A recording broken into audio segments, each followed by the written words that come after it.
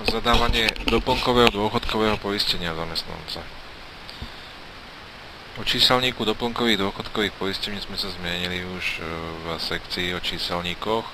Pokiaľ teda zamestnanec má doplnkové dôchodkové poistenie, musíme ho pred spracovaním výplaty zadať do formulára doplnkové dôchodkové poistenie. Program zobrazí zoznam zamestnancov, ktorí majú zadané doplnkové dôchodkové poistenie. Ktorékoľvek položku môžeme upravovať.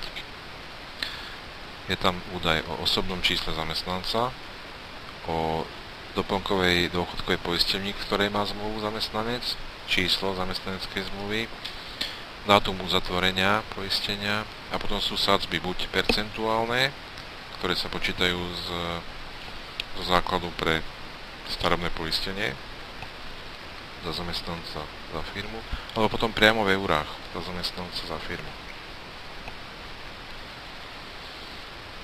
Všetky zmeny uložíme kliknutím na tlačítko uložiť.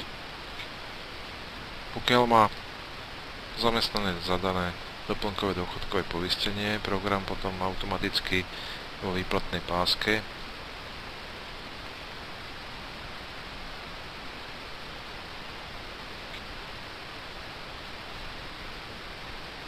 vypočíta zamestnancovi zrazí mu vlastne doplnkové dôchodkové za zamestnanca z výplaty, pripočíta mu doplnkové dôchodkové poistenie platené firmou k základom odvodov zdravotnej a po mesačnom spracovaní potom urobí zostavu doplnkových dôchodkových poisťovní. Rozpíše jednotlivé poisťovne podľa zamestnancov. Do doplnkovej dôchodkovej poisťovne AXA existuje aj export cez XML súbor.